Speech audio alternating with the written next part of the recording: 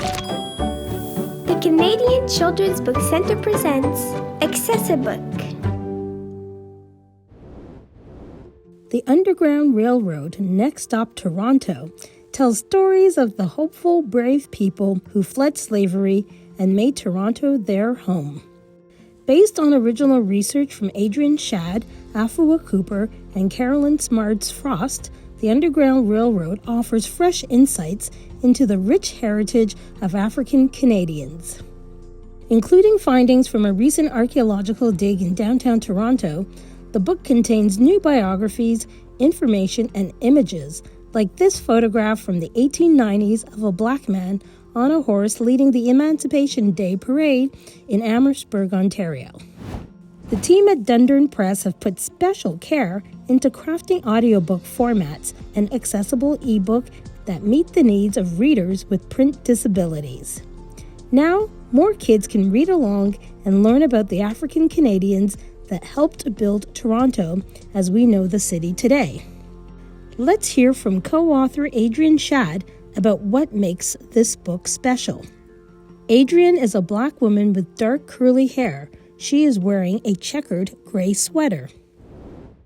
My name is Adrienne Shadd. I'm a historian and one of the authors of The Underground Railroad, Next Stop Toronto. Why is it important for young readers to learn about this era of history?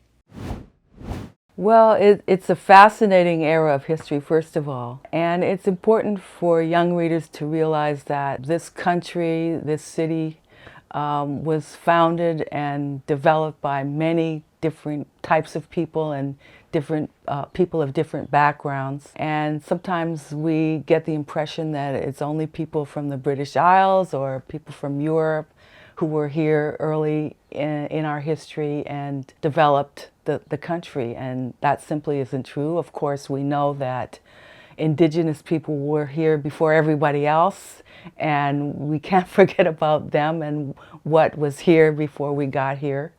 And, you know, it's important to know that Black people came with the earliest settlers of European descent, either as enslaved people or as free Blacks escaping slavery from somewhere else. And it's important that, you know, young people know that. It's important that everybody knows that.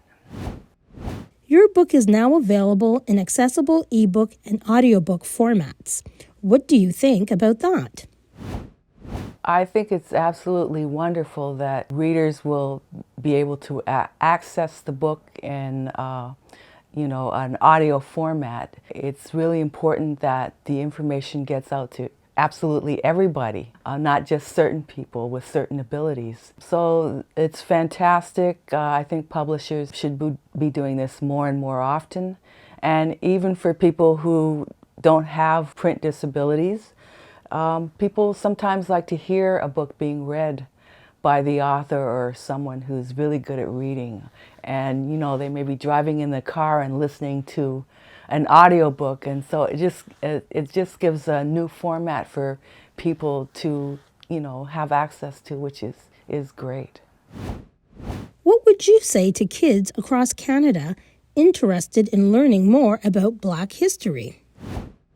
We have a section in the back of the book for younger readers. It's a list of new books that are coming out and some of the older books. And I would suggest that they go to their school librarian or the librarians in their local communities. And if they don't have these books in stock, that they should persuade them to order the books.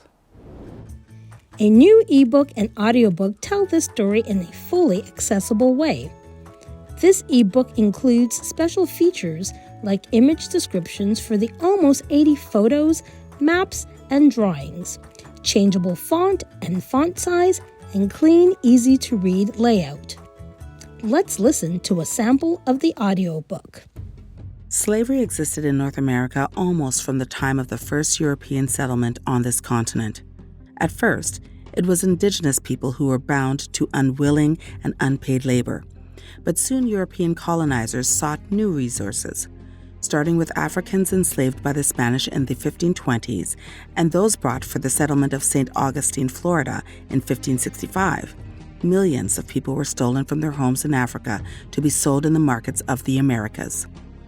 In 1619, 20 and odd Africans were purchased from a British privateer ship and enslaved at Virginia's Jamestown colony. This began British North America's 250-year-long history of human bondage. The first African believed to have set foot on Canadian soil was a free man named Mathieu de Costa. Speaking several languages, he served as an interpreter for Samuel de Champlain on his 1604 voyage. We hope you enjoy the Underground Railroad in whatever format works best for you. Happy reading! Accessible books, so that all kids can discover the joy of reading.